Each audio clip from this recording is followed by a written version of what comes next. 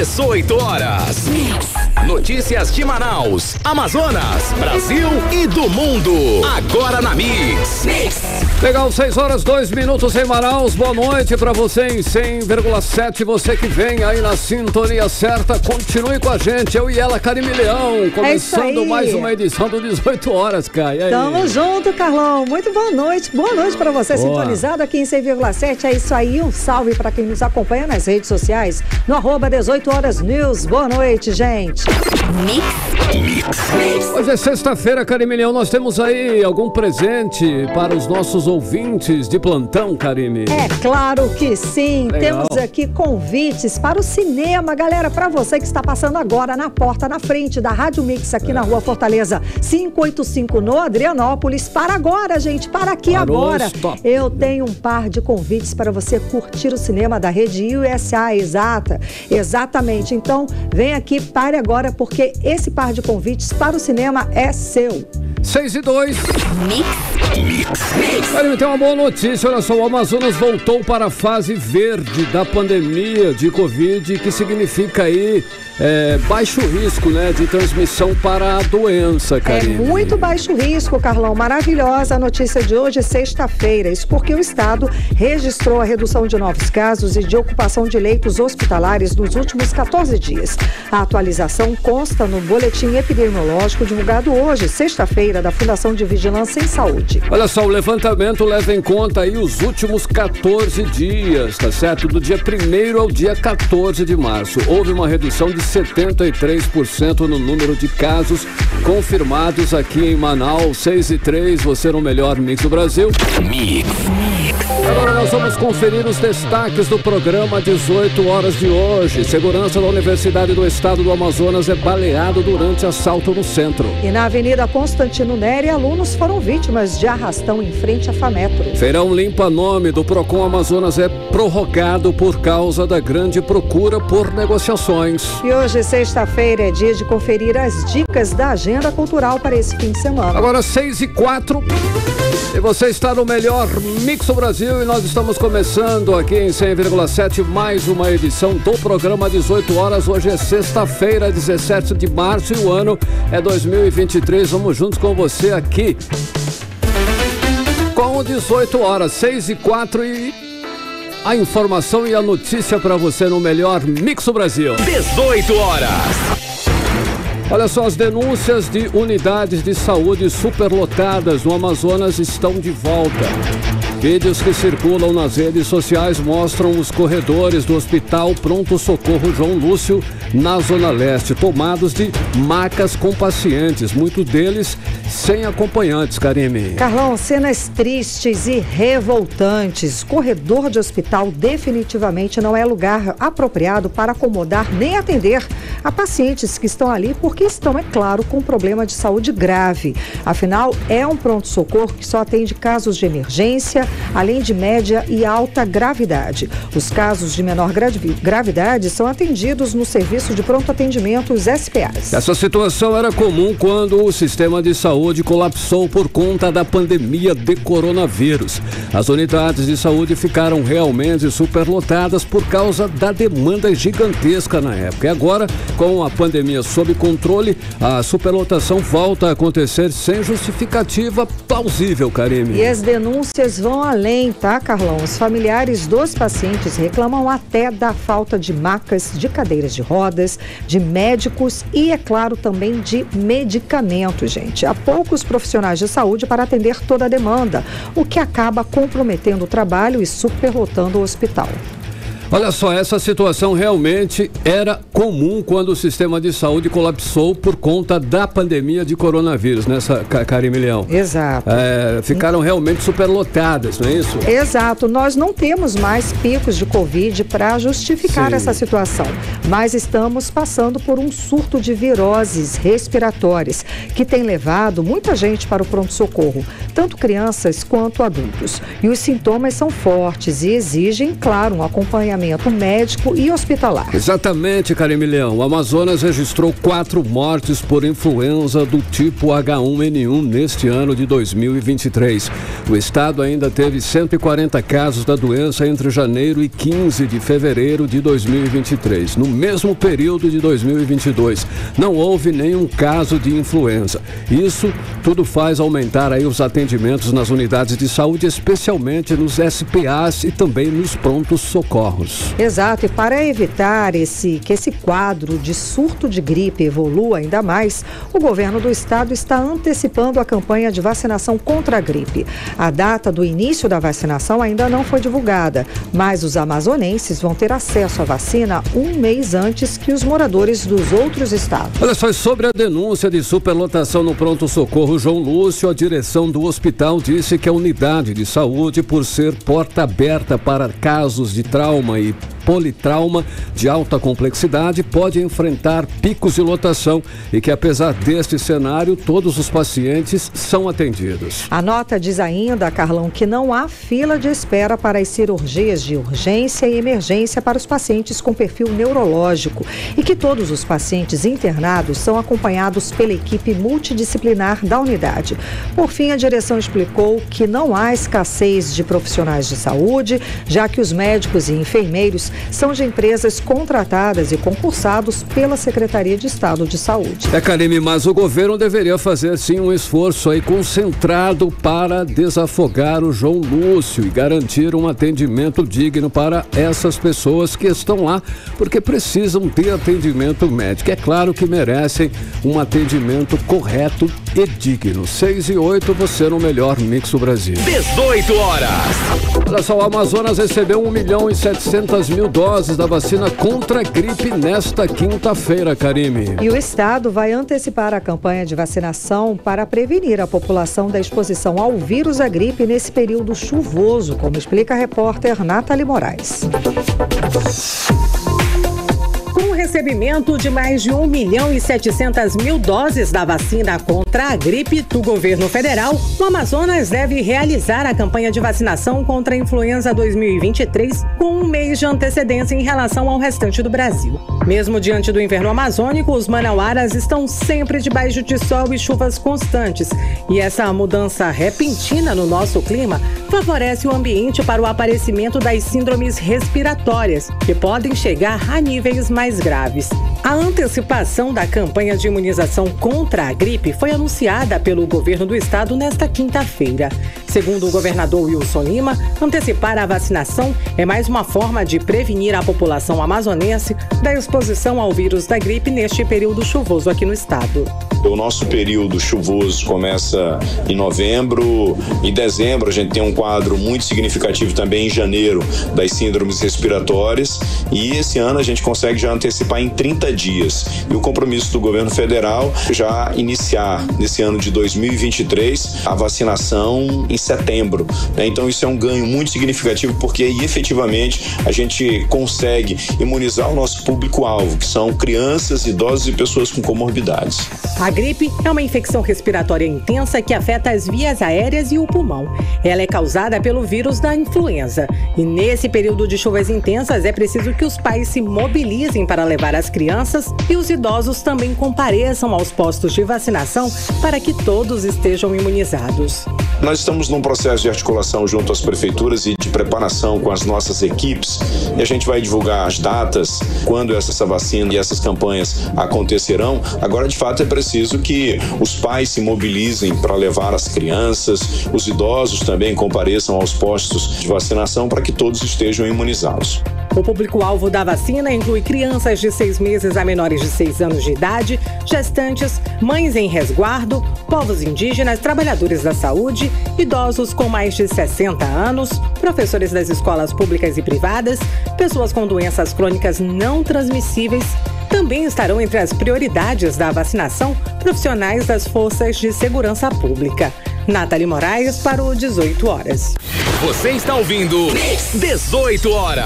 Agora são 6h11. Hoje é sexta-feira, Karime, uma sexta-feira com muita chuva. E o trânsito, é claro, né? Ficou daquele jeito, como sempre, quando chove, Karime Leão. Travado em vários pontos da cidade. E haja paciência do motorista, né, Karime? Pois é, Carlão. Vamos combinar que na sexta-feira já é comum ter trânsito pesado aqui, né? Mas com chuva forte, ruas alagadas e acidentes, gente, ficou tudo muito mais complicado, muito mais difícil, e haja paciência. O repórter André Meirelles fala agora pra gente o que travou o trânsito hoje. Muito boa noite, André. Então, avenidas alagadas, acidentes, justificam, né, o trânsito horrível de hoje, André. Boa noite. Exatamente, Karime, Carlão, boa noite pra vocês, a todos que nos acompanham. Assim, né, em Manaus choveu, aí o trânsito, ele fica aí completamente parado. Agora a gente fala que a forte chuva de hoje criou uma espécie de barreira d'água com um acúmulo de grande quantidade de água no trecho da Avenida André Araújo, no sentido centro-bairro, frente ali ao Parque da Criança, chegando a impedir a passagem de vários veículos no local. Inclusive, né, os próprios condutores que passavam ali pelo local pegaram o celular, abriram ali a câmera do celular e começaram a registrar o momento ali em que tudo acontecia, né? E assim eles estavam tentando evitar passar por ali, né? Porque estava completamente alagado aquela rua e eles estavam com medo aí do carro, né, passar aí por uma situação e acabar ficando no popular prego ali no local, né? E agora na Avenida Maceió um fato similar aconteceu em um trecho da via. Outros vídeos também registrados pelos próprios condutores que passavam ali pelo local mostrou também a avenida ali completamente alagada.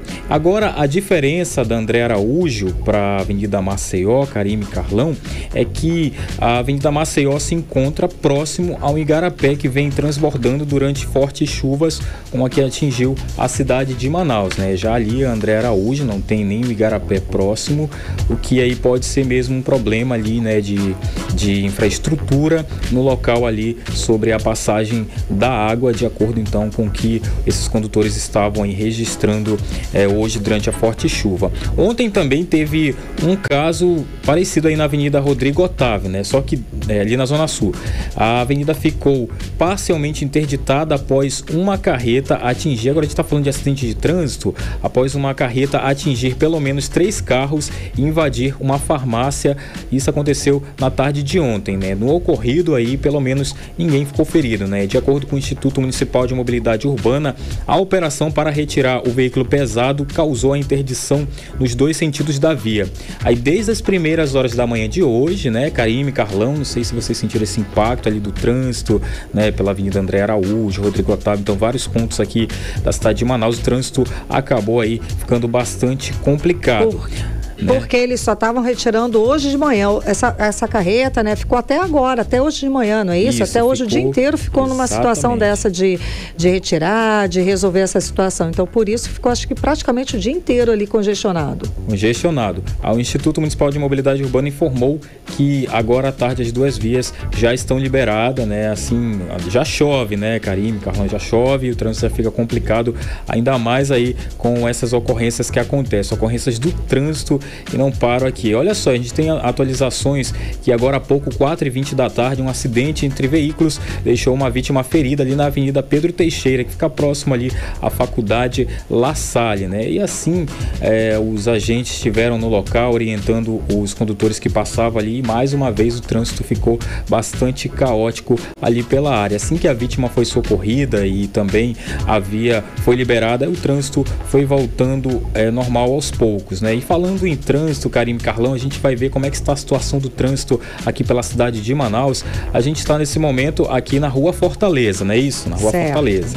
A gente consegue observar que aqui na Rua Fortaleza o trânsito está moderado. Tem apenas aquela retenção por causa da sinalização de quem vem ali da Avenida Maceió, Maripiranga, nesse sentido de ir pela Avenida aqui Humberto Calderaro, vai passar pela Rua Fortaleza, vai encontrar aí o trânsito que está aí de forma moderada por causa dessa situação da sinalização semafórica, né? E agora quem trafega pela Avenida Humberto Calderaro, que vai ali no sentido Parque 10 ou desviar aqui para a Avenida André Araújo, vai vai encontrar também um trânsito carregado. Nesse momento o trânsito está pesado, indo para tanto quem vai para o Parque 10, quanto também quem vai aqui para a Avenida André Araújo, que dá acesso ali, né, à Avenida Cosme Ferreira, que vai para a Zona Leste de Manaus. Então, muita atenção aí, né, todos que estão nos ouvindo nesse momento, ao pegar o trânsito, né, procurar aí uma rota de fuga. Se você conhece uma rota de fuga, seria importante, porque nesse momento o trânsito está bastante carregado aqui nessas áreas. Karime, Carlão. Obrigada pelas informações, André Meirelles. Boa noite, bom trabalho. 6h16, você era o melhor mix do Brasil. 18 horas. Olha só, a investigação da Polícia Federal identificou que o esquema de corrupção no governo do Acre cobrava 12% de propina em contratos. Esse dado consta na documentação que embasou a terceira fase da Operação Ptolomeu, deflagrada no último dia 9, que mirou o governo do Acre, o governador Gladson Camelli.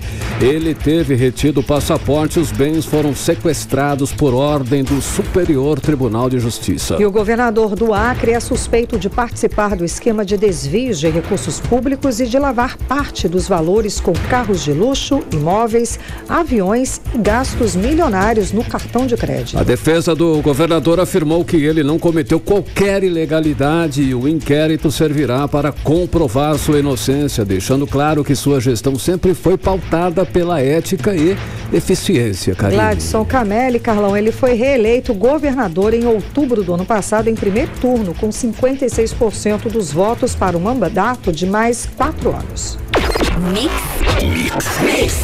Olha só, a suspensão do crédito consignado pelos bancos públicos abriu uma nova crise interna entre o Ministério do governo Lula e na relação do governo com sua base aliada no Congresso. Pois é, Carlão, o que acontece? Os bancos começaram a suspender temporariamente a concessão de crédito consignado para aposentados, depois que o Conselho Nacional de Previdência Social baixou o teto de juros dessas operações. De 2,14% foi para 1,70% ao mês. E esse foi um dos assuntos mais comentados hoje em Brasília. E para falar mais sobre essa nova polêmica, vamos chamar o nosso correspondente, o jornalista Carlos Eduardo Matos, direto de Brasília. Cadu, muito boa noite, seja bem-vindo, Cadu. Então, tem deputado, inclusive aqui do Amazonas, propondo decreto legislativo para sustar essa decisão do Conselho Nacional da Previdência Social. Cadu, explica pra gente essa história, toda essa polêmica. Conta pra gente. Boa noite, seja bem-vindo. Obrigado, Karime. Boa noite para você. Boa noite, Carlão. Boa noite, ouvintes do programa 18 horas. Karime, o deputado federal Capitão Alberto Neto fez um apelo em defesa não só dos aposentados que fazem uso do empréstimo e do cartão consignados. Ele saiu em defesa também dos profissionais que trabalham nos correspondentes bancários, que correm o risco, segundo ele, de perder o emprego devido à suspensão da oferta de crédito, né? Esse apelo ele fez diretamente ao ministro da Previdência, Carlos Lupe, com quem se reuniu ontem à tarde.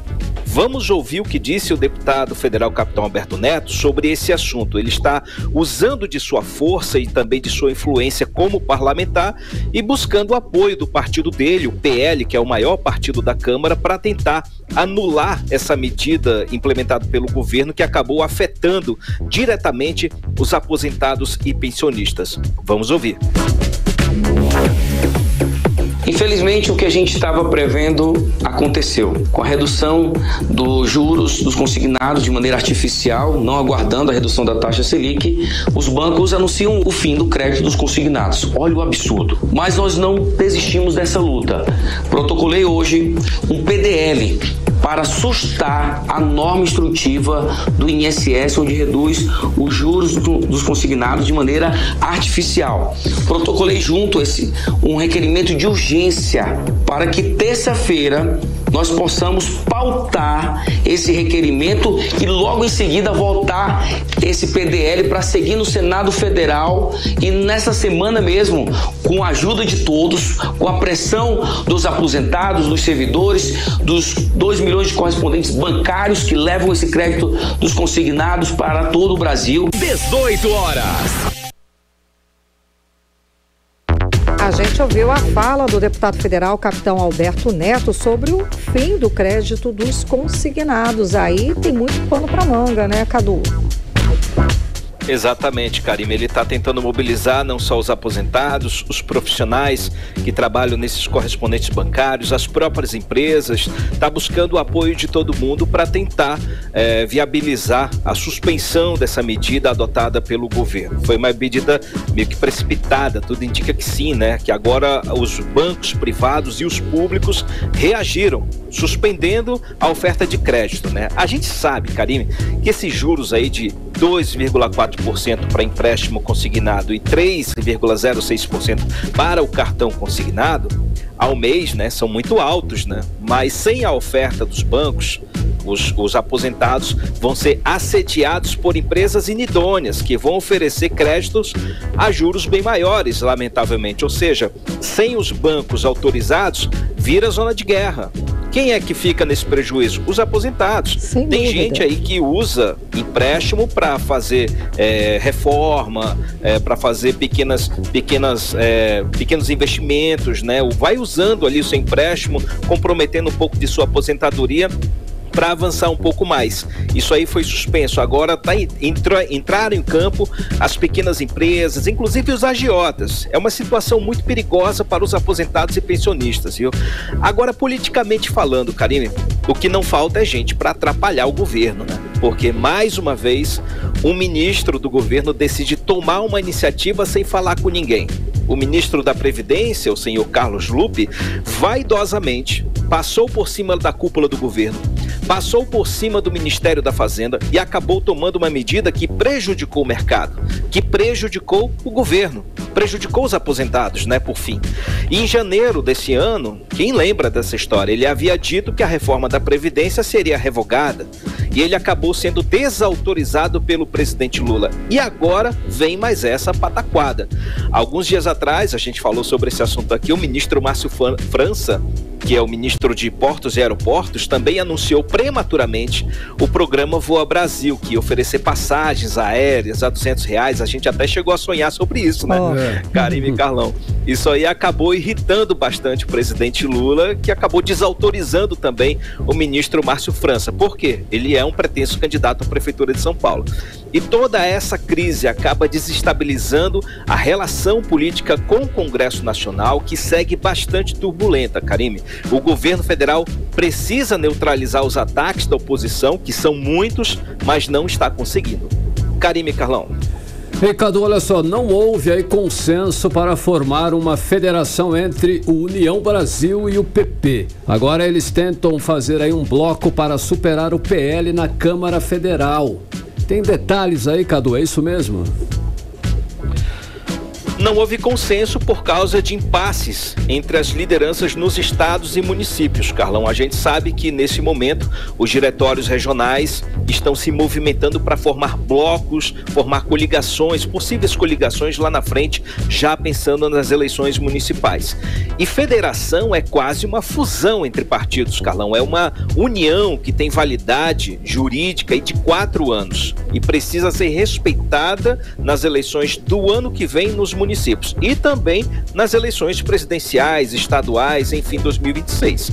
E isso acabou atrapalhando a criação da federação entre o PP e o União Brasil, que era um plano, era um sonho do presidente da Câmara, Arthur Lira, para continuar tendo poder, tendo a liderança da maioria dos parlamentares na Câmara dos Deputados.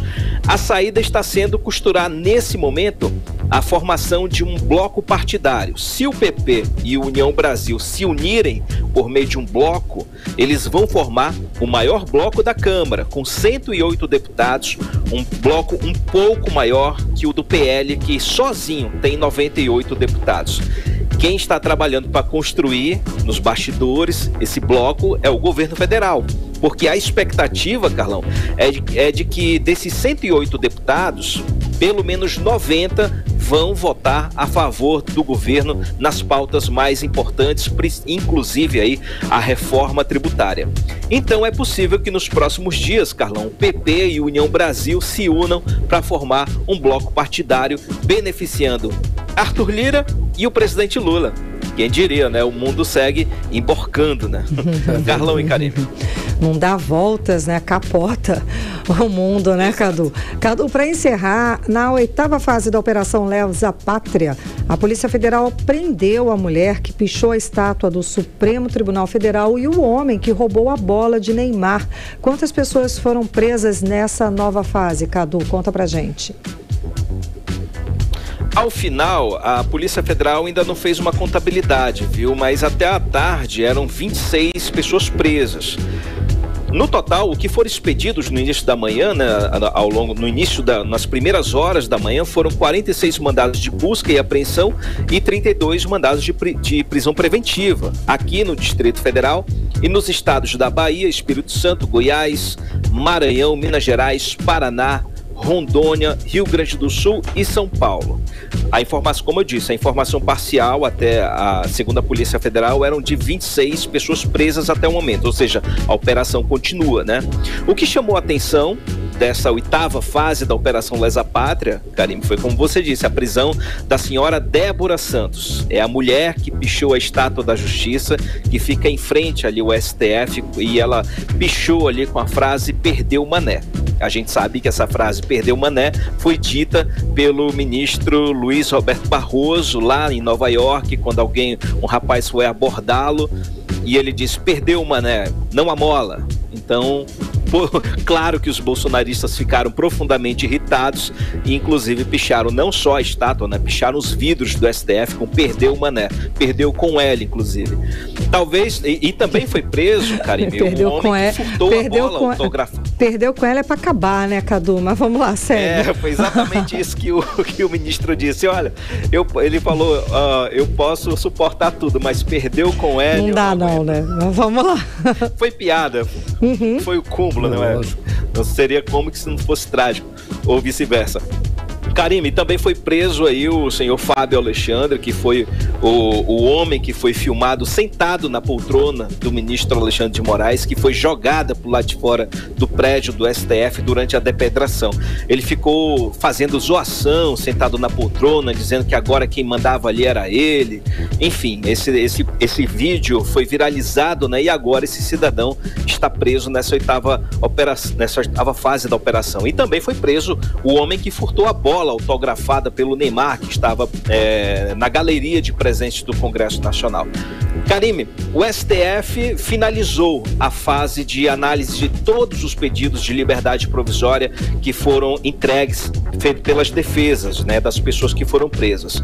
Então, ao fim dessa fase, estão sendo mantidas aí, ao todo, 294 pessoas que são apontadas como influenciadoras, financiadoras e pessoas que atuaram na depredação dos prédios, pessoas que foram lá e ajudaram a destruir o patrimônio histórico nacional. Ou seja, de 1.200 pessoas que foram presas naquele dia 8 de janeiro, permanecem presas 294 pessoas.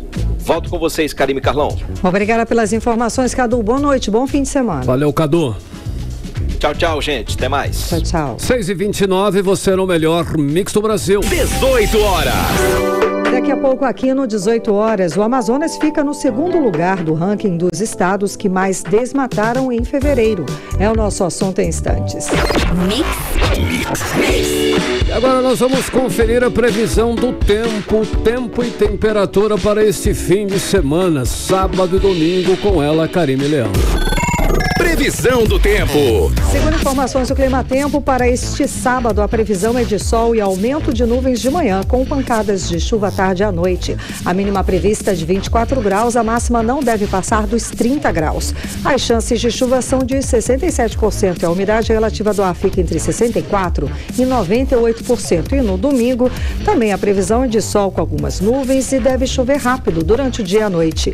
As chances de chuva são de 80%, a mínima prevista de 23 graus, a máxima não deve passar dos 31 graus. O Rio Negro subiu mais 3 centímetros de ontem para hoje, elevando o nível do rio no Porto de Manaus para 25 metros e 60 centímetros acima do nível do mar. E o município de Apuí, no interior do Amazonas, foi o 3º do país no ranking do desmatamento em fevereiro, segundo o Instituto Nacional de Pesquisas Espaciais, que é o INPE. E o Amazonas ficou na 2ª colocação entre os estados que mais desmataram em fevereiro. Vamos conferir mais detalhes agora na reportagem de André Meirelles. Em fevereiro, o município de Apuí, no interior do Amazonas, foi o terceiro do país no ranking de desmatamento ao registrar quase 15 quilômetros quadrados de degradação ambiental, conforme informações do INPE, Instituto Nacional de Pesquisas Espaciais. Ainda de acordo com a pesquisa, o Amazonas ficou na segunda colocação entre os estados. O Mato Grosso foi de longe o estado que mais desmatou a Amazônia em fevereiro, com 162 quilômetros quadrados de alertas emitidos. Entre as 10 cidades com mais devastação, 7 são mato-grossenses. Em entrevista coletiva, o presidente do IBAMA, Rodrigo Agostinho, disse que a situação não deve melhorar nos próximos meses. A tendência de aumento, ela deve seguir um ritmo muito parecido em março e abril, porque as áreas que começaram a serem desmatadas, as pessoas vão até o fim. Para o meteorologista e ambientalista Leonardo Vergasta, o desmatamento na Amazônia Legal está relacionado com problemas fundiários e de infraestrutura. Não só o município de Apuí, mas também como o município de Humaitá, Novo Aripuanã e Manicoré são municípios que estão inseridos dentro do arco do desmatamento. De fato, o arco de desmatamento na Amazônia Legal, ele está diretamente relacionado à expansão da fronteira agropecuária, a problemas fundiários e problemas de infraestrutura. Além disso, também das alterações no Código Florestal Brasileiro e cortes orçamentários no Ministério do Meio Ambiente e o enfraquecimento de ações de comando e controle dos órgãos competentes nos últimos anos. A devastação no Amazonas cresceu 24% em comparação com o ano anterior, quando foram derrubados 2.071 quilômetros quadrados. Em nota, a Secretaria de Estado do Meio Ambiente disse ao 18 horas que norteará as ações contra os crimes ambientais de 2023 a 2025. Ressalta ainda que 1º de janeiro até 28 de fevereiro, os últimos dados do INPE indicam uma redução de 28,36% nos alertas de desmatamentos para o Amazonas. André Meirelles para o 18 horas. Você está ouvindo 18 horas. Agora são 6 horas e 33 minutos e feirão Limpa Nome do Procon Amazonas foi prorrogado por causa da grande procura por negociações, hein, Karine? Carlão, e não é para menos, né? Só as dívidas de água e de luz afetam quase 300 mil consumidores aqui no Amazonas. Seria até bom pensar aí numa feira permanente, né? Bom, a repórter Odiné Araújo tem mais informações. Vamos acompanhar. Os consumidores de Manaus com pendências junto às concessionárias de água e energia aproveitaram a Semana do Consumidor, que começou segunda-feira, dia 13, para negociar sem entrada e com redução de até 90% nos juros. Para atender a todos, o horário de atendimento previsto para 8 da manhã às 3 da tarde foi ampliado. Foram montados plantões das 8 da manhã até 8 da noite, mas mesmo assim não foi suficiente. Por causa disso, o Procon Amazonas prorrogou a campanha Feirão Limpa Nome, que deveria encerrar hoje. De acordo com o diretor-presidente do Procon, Jalil Frache, o Feirão Limpa Nome atraiu boa parte dos quase 20% da população inadimplente com as empresas de água e de luz.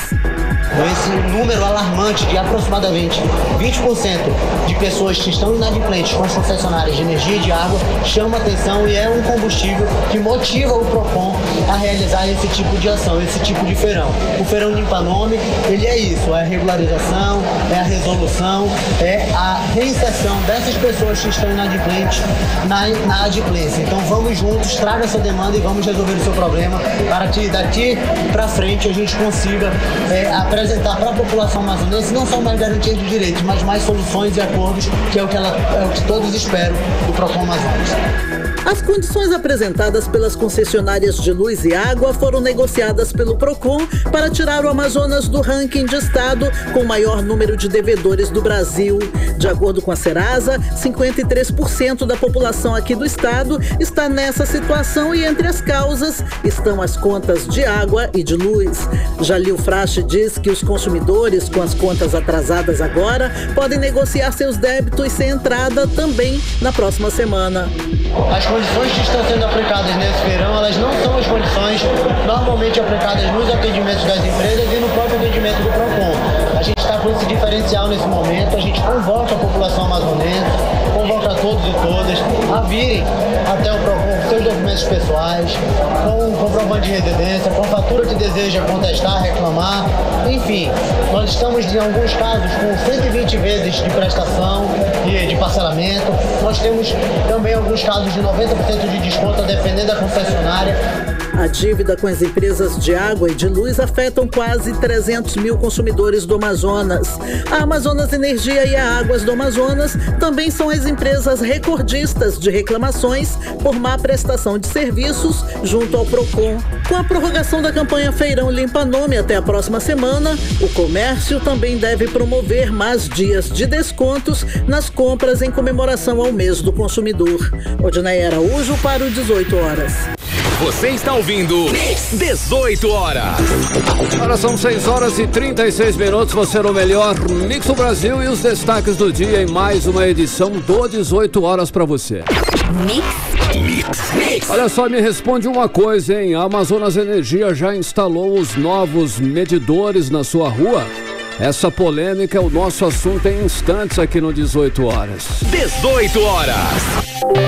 E o caos na segurança pública aqui em Manaus fez mais vítimas na noite desta quinta-feira, Karine. Uma confusão, viu, Carlão? Um susto. Os alunos da FAMETRO e da Universidade do Estado do Amazonas viveram uma noite de terror com assaltos e tiroteio. O repórter André Meirelles traz mais informações. Um segurança de uma empresa particular que presta serviço à Universidade do Estado do Amazonas foi baleado e teve a arma roubada durante um assalto ocorrido na Escola de Direito da UEA no centro de Manaus, na noite desta quinta-feira.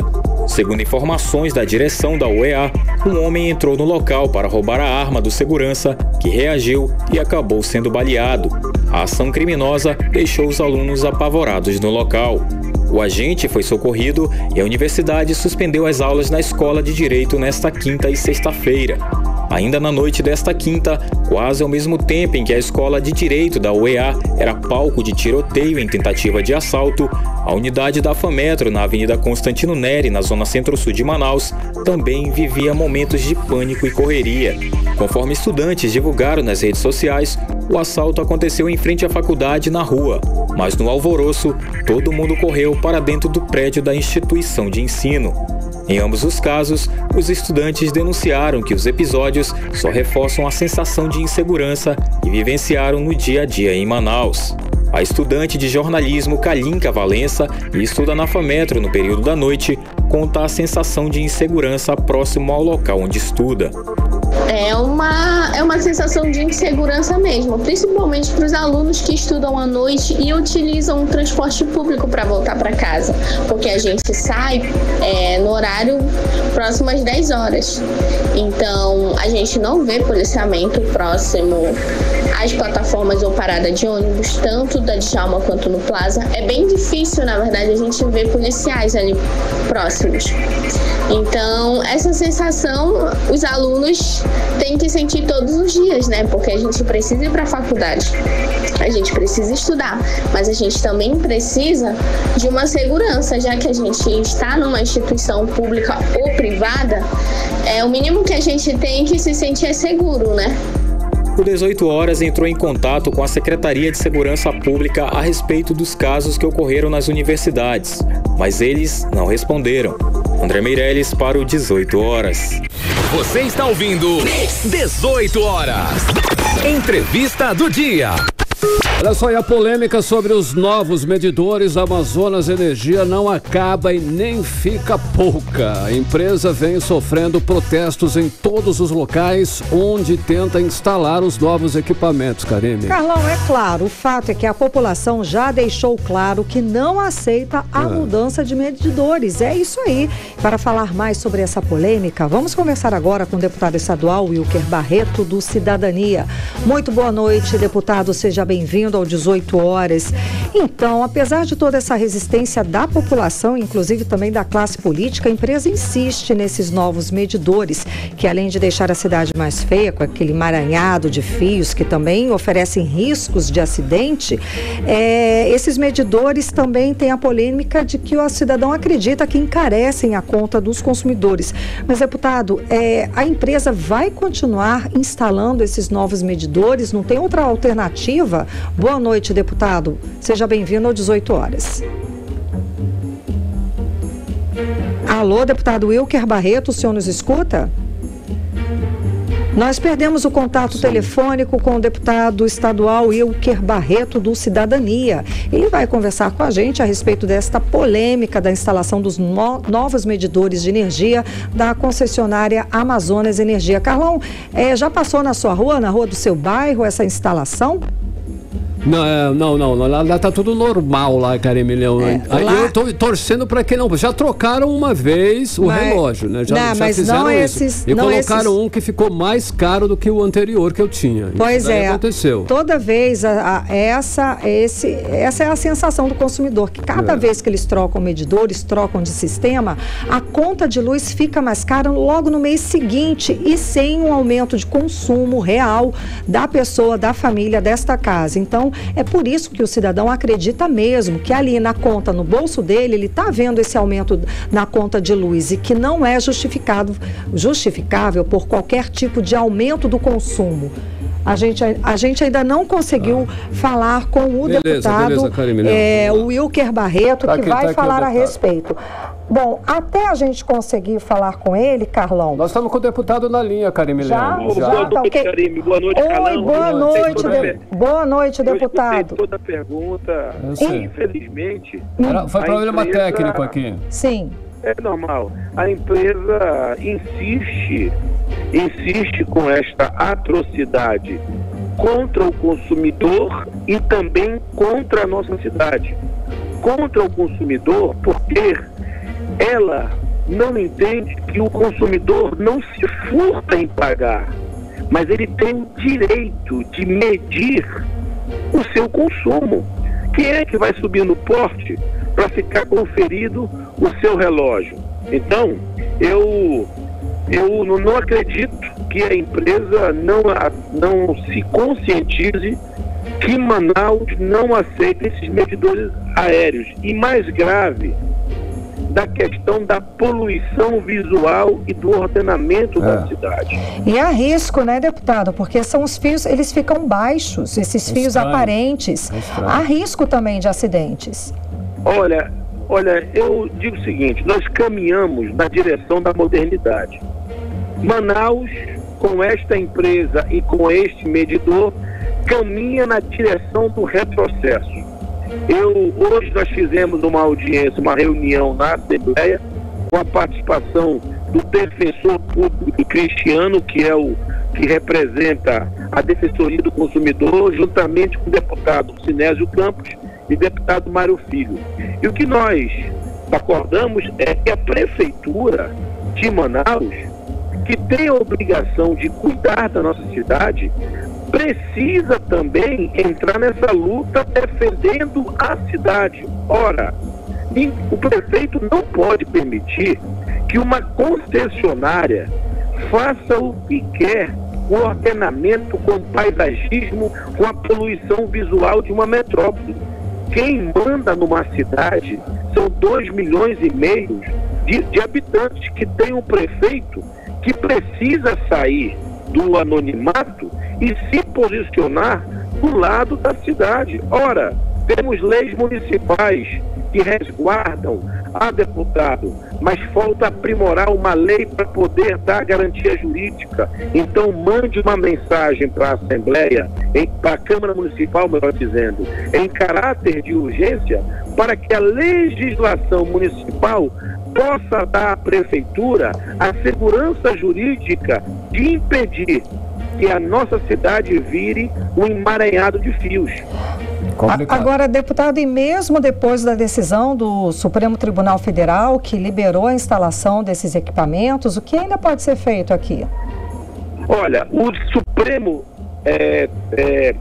se debruçou sobre a questão das competências dele colocar o medidor. Tudo bem, mas e o direito do consumidor? E as violações do consumidor, que tem o direito de auferir, de medir o seu consumo, não é levado em consideração? Certo. Então, é por isso que tem uma ação que se encontra no Tribunal de Justiça, certo, da Defensoria Pública, que está questionando o direito do consumidor e pede a suspensão das instalações dos medidores até que se comprove que o mesmo não burla o direito do consumidor. Mas eu quero aproveitar a audiência aqui do 18 horas para fazer um apelo ao prefeito. Já que a gente não pode atacar diretamente a questão da empresa, a sua competência de instalar os medidores, mas nós podemos barrar pela questão dos ordenamentos e da poluição visual. Não pode ficar Manaus virando a terra e a cidade ou a casa do Homem-Aranha, porque é assim que Manaus vai ser chacotada nacionalmente se esses medidores continuarem sendo instalados. Agora, deputado, o senhor divulgou um vídeo em que diz que recebeu denúncia de que esses novos medidores aí aumentaram os valores das contas de luz onde eles foram instalados já. Qual é essa história? Não. Oi? É só perguntar de quem trocou. Né? Por que isso? É só pegar o antes e o depois. É esse questionamento, é esta dúvida que levanta a defensoria. É este apelo que nós iremos fazer à Justiça para a próxima semana, para que conceda a liminar da defensoria, suspendendo os efeitos das instalações até que se comprove que realmente o consumidor tem o direito a pagar aquilo que consome. Ora, em todo canto de Manaus existe um movimento da sociedade contra esses medidores. Eu não acredito que esta empresa pagará para ver. Eu acho que ela irá perder, porque o povo unido tem muita força. Tomara, né, deputado? Deputado, agora uma outra questão sobre esse assunto é que é público e notório que a Amazonas Energia passa por uma crise administrativa e financeira muito grave. A empresa estaria à venda, segundo as informações que circulam no setor de energia. Na sua opinião, qual seria a melhor solução? Um outro grupo empresarial assumir a empresa ou ela voltar para as mãos do governo federal? Olha, eu digo o seguinte, eu sempre sou a favor das privatizações, mas as privatizações para empresas que tenham saúde financeira. Ora, quem assume uma concessão pública, assume com o compromisso de investir. Ora, se fosse para ficar ruim, era melhor ter deixado com o público. Mas não, a privatização é no sentido de melhorar as capacidades de investimento. E outra coisa, não se pode alegar que os medidores é a solução da lavoura para esta empresa, porque no preço da tarifa é embutido também os gastos. Elas têm que contribuir, elas têm que intensificar o clandestino, mas não pode querer punir aquele que paga a sua conta de forma regular. O que está acontecendo hoje, Karime, é que estão punindo o consumidor que paga com muito sacrifício a sua conta de luz. Isso quando consegue pagar. Porque não esqueçamos que a partir de abril tem aumento de ICMS, taxas do Detran e o IPTU, que convenhamos, está estratosférico, né? Exato. Valeu. Muitíssimo obrigada pela sua participação, conversando com a gente hoje aqui, deputado. Muito obrigado, tá? Eu que agradeço. Estou sempre à disposição, tá bom? Uma ótima noite, boa noite, bom trabalho. Boa noite, bom final de semana. Valeu. Tchau, tchau. Conversamos com o deputado estadual Wilker Barreto, do Cidadania. 6h49. 18 horas. Tempo e temperatura para hoje, para esta noite de sexta-feira. Vamos saber aí se vai chover ou se vai fazer sol. Tempo e temperatura com ela, Karime Leão. Tá tudo certo aí, Karime, para hoje? Abril, é para hoje. Previsão do tempo. Segundo informações do Clima Tempo, para esta noite a previsão é de chuva rápida, tá? A mínima prevista é de 24 graus, a máxima não deve passar dos 31 graus. As chances de chuva são de 90% e a umidade relativa do ar fica entre 66% e 98%. Mix. Economia. E agora nós vamos conferir os indicadores econômicos de hoje. O dólar fechou desvalorizado em 1,03% e fechou cotado a R$ 5,24. O euro fechou o dia em baixa de 0,73%, comercializado aos R$ 5,56. O Bitcoin encerrou o dia valorizado em 1,64%, comercializado a R$ 131.624. O Ibovespa fechou o dia em alta de 0,74%. aos 103.434 pontos. E o governo federal revisou as previsões para a economia com desaceleração do PIB e aumento da inflação. A estimativa do PIB é de alta de 1,61% em 2023. A expectativa anterior era de que a economia brasileira avançasse 2,1% no ano. O resultado representaria uma desaceleração. A inflação também foi revisada para cima. O Ministério da Fazenda espera que o Índice Nacional de Preços ao Consumidor Amplo, IPCA, que mede a inflação do país, acumule alta de 5,31% ao longo deste ano. Antes, a previsão era de 4,6%. 6h51, você no melhor mix do Brasil. 18 horas. Agora vamos saber sobre os bastidores da política local, da política amazonense, com Cíntia Blink. Muito boa noite, seja bem-vinda, Cíntia. Então, na posse do vice-prefeito Marcos Rota na Casa Civil da Prefeitura, não teve a presença do governador Wilson Lima. E o que isso significa? Blink, conta pra gente. Oi, Karime, Carlão e todo mundo que tá com a gente aqui na 100.7. Pois é, olha só, Wilson Lima tirou o PP, né, o Partido Progressistas, das mãos do vice-prefeito Marcos Rota, e ele não teve a cara de pau de num dia tirar esse partido e no outro ir para solenidade aí de posse de assumir a Casa Civil da Prefeitura de Manaus.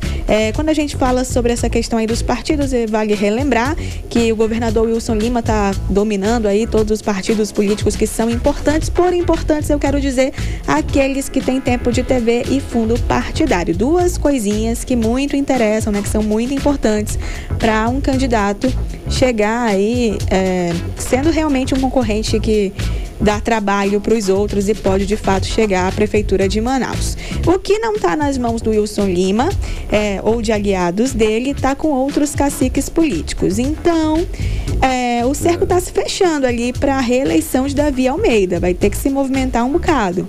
E apesar de não ir, né, o governador Wilson Lima mandou o vice-governador Tadeu de Souza, representando o estado, que está sempre presente nos eventos que são importantes para o prefeito Davi Almeida.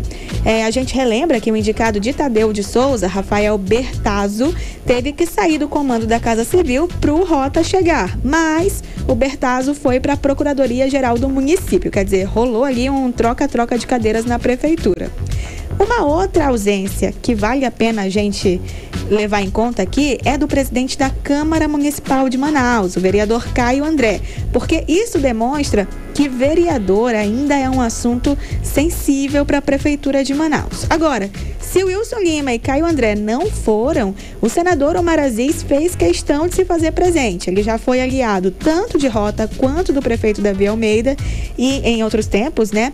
E agora há uma tentativa de se costurar essa aliança por agora. Claro, de olho na eleição de 2024, que é um assunto do qual eu não consigo fugir. Toda vez que sento aqui com vocês é para falar de 2024, que parece que já está aí, né? Karime, Carlão. Ei, Blink, olha só, no discurso de posse, Marcos Rota disse que está descendo a ladeira da política, uma vez que não deve disputar a eleição no ano que vem. Traduz aí pra gente essa história aí, descendo a ladeira, Blink? Forte, né, Carlão? Descendo a ladeira. Bom, então, o Rota fez aí esse discurso com uma boa dose, assim, de realismo. Ele disse que está descendo a ladeira, como falou o Carlão, mas que ele vai ficar de fora, torcendo para que, de fora da política, torcendo para que a qualidade de vida de Manaus melhore. Eu vou fazer melhor, vamos ouvir o que o vice-prefeito e chefe da Casa Civil, Marcos Rota, falou? Cidade de Manaus, comigo, que já estou descendo a ladeira da política, porque acho que tudo tem que ter começo, meio e fim, e estou preparado já para ficar sem mandato, mas nunca sem fazer política. Eu vou estar aqui na torcida, juntamente com aqueles que querem ver uma cidade com uma qualidade de vida melhor, com projetos melhores, com uma capacidade de infraestrutura melhor, com feiras e mercados melhor, com sistema de transporte público melhor, enfim, a capital dos nossos sonhos que você, ao lado desses jovens e talentosos secretários e secretárias, está construindo. 18 horas. Então, o que no fim isso quer dizer, né? Acontece que quando eu falo que 2024 tá on, o vice-prefeito assume aí uma pasta super relevante na Prefeitura de Manaus e faz questão de lembrar que daqui a pouco ele não vai estar mais com mandato. E o Marcos Rota, ele não pode mais ser vice-prefeito, a vaga de prefeito está bem concorrida, ele não está nessa disputa, pelo menos por enquanto, né? E o Rota não faz sentido ele ser vereador nessa altura do campeonato. Então, ele fala, segundo o Rota, ele ficará de fora aí da eleição, então não veremos ele num cargo político depois que esse mandato acabar. Karine Carlão. Blink, o prefeito de Manaus está agindo para evitar novas erosões aí por conta das chuvas fortes? É verdade, a gente tem visto que não tá fácil, né? Por conta do decreto de estado de emergência, há algumas facilidades na hora de fazer a licitação e por dispensa de licitação ele contratou 3 empresas que vão faturar aí juntas 10 milhões de reais da Prefeitura de Manaus. É a construtora Diniz Eireli, construtora Progresso Limitada e a Muniz Construção e Navegação Eireli. No que elas vão atuar? Vão atuar em 3 bairros principalmente, que a gente está falando aqui do Nova Cidade, Gilberto Mestrinho e Planalto. Quem assina aí esses contratos é o diretor do Planejamento e da Secretaria de Infraestrutura, Joalilson Salles Mota, e também o subsecretário da pasta, Eliatan Botelho Correia. Karine Carlão. Obrigada pelas informações, Cíntia Blink. Boa noite, bom fim de semana. Obrigada, até segunda. Até segunda. Tchau, tchau. 6h57. 18 horas. E olha só, hein? Agora nós temos aí a nossa agenda mix entre os destaques sem show do Rei da Via Sayag, ensaio dos Bumbás garantido e caprichoso. Vamos conferir agora com Nathalie Moraes. Sextou e hoje o majestoso Teatro Amazonas recebe o concerto amazônico com o Rei da Voz da Via Sayag. Os ingressos estão sendo vendidos pela internet e também presencialmente na bilheteria do Teatro Manauara. O show tem início às 7 da noite. O Nos Duo, que tem como integrantes os artistas Marcê Proena e Maxi Silva, traz o espetáculo Chico Buarque em um outro olhar para Manaus. O show propõe trazer uma nova sensação sonora da obra de Chico Buarque. A apresentação acontece nesta sexta-feira às 8h30 da noite no Teatro Manauara. Os ingressos estão disponíveis no site Simpla. Neste sábado às 7 da noite, o humorista Léo Lins estreia o show stand-up Peste Branca. O evento acontece no Centro de Convenções Estúdio 5 e promete atrair boas risadas em um espetáculo que une a comédia local com piadas e situações típicas dos manauaras e também da vida pessoal de Léo Lins, onde o humorista deixa claro que irá contar detalhes dos seus processos judiciais. O show acontece neste sábado às 7 da noite e os ingressos estão sendo vendidos no site shopingressos.com.br. O cantor e compositor amazonense Célio Cruz comemora neste sábado mais um ano de vida com um show beneficente que reunirá grandes artistas do cenário local. No Luar Huaycurupá, o show tem início às 8 da noite e acontece em prol da oficina Escola Lutéria da Amazônia. O show conta com participações especiais de Nicolás Júnior, Júnior Rodrigues, Lucilene Castro, Dudu Brasil. Os ingressos estarão sendo vendidos no local. E está oficialmente aberta a temporada dos Bois Caprichoso e Garantido. O 56º Festival Folclórico de Parintins se aproxima e para matar a saudade das toadas preferidas e já se preparar para o tão esperado espetáculo no Bumbódromo, os torcedores de ambos os lados já entram no ritmo do Boi Bumbá. Nesta sexta-feira, a Marujada de Guerra realiza no Atlético Rio Negro Clube um ensaio a partir das 7 da noite. Já os ensaios da Batucada do Boi Garantido acontecem no domingo no Almirante Hall a partir das 6 da tarde. Ainda no domingo, o palco do Centenário Teatro Amazonas receberá o espetáculo Amazônia Queen Star, show palco de bonecas. A partir das 7 da noite, os ingressos estão à venda no site Shop Ingressos e na bilheteria do Teatro Amazonas. A diva Márcia Siqueira está no elenco e fará participação mais que especial no espetáculo. Eu volto aos estúdios com vocês, Karine e Carlão. Você está ouvindo 18 horas. Agora em Manaus 7 em ponto, seguimos direto para o Editorial 18 horas. Editorial 18 horas. A redução do desmatamento na Amazônia não será imediata. A previsão é do diretor de Amazônia e Meio Ambiente da Polícia Federal, delegado Humberto Freire. Em entrevista ao jornal Folha de São Paulo, ele disse que o foco inicial é parar o aumento do desmatamento como ocorreu no início desse ano e depois buscar a redução. O delegado classificou como involução o que ocorreu na fiscalização sobre crimes ambientais nos últimos anos. A mudança na legislação, segundo ele, abriu flancos que prejudicaram a fiscalização e a repressão dos crimes ambientais. Assim, o governo admite as dificuldades de deter os crimes ambientais na Amazônia, ao mesmo tempo em que acena para o futuro. O delegado disse ainda que a Polícia Federal já tem mapeada todas as principais áreas de desmatamento e que a partir de agora serão intensificadas as operações contra os crimes ambientais na região. 18 horas. 7-1, Karime, boa noite, até segunda. Até segunda, um beijo, bom fim de semana. Bom fim de semana. Você ouviu 18 horas. Você está na Mix, o melhor mix do Brasil. Rádio Mix.